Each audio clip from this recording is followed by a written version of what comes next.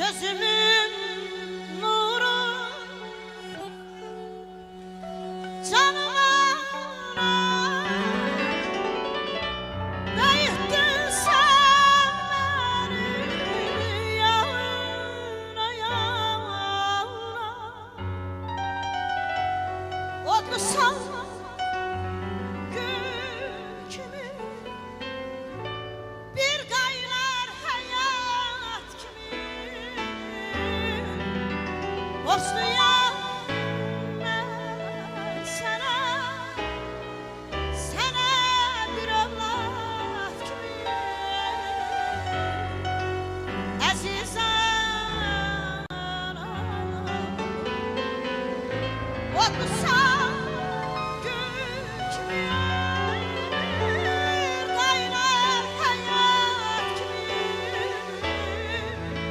Bosna'ya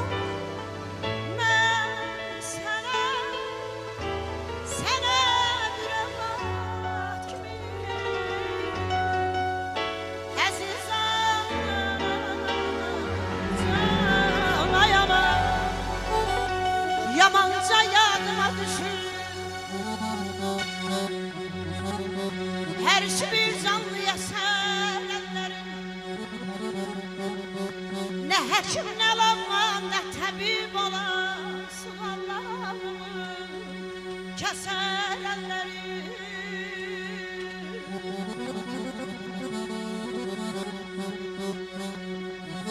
öz ömrü talanın eynine gelmez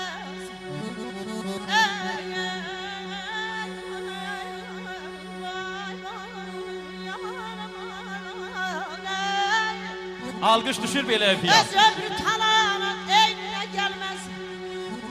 seni mi görsen dodağımız bilirəm bozal qəstirə bilməz əstə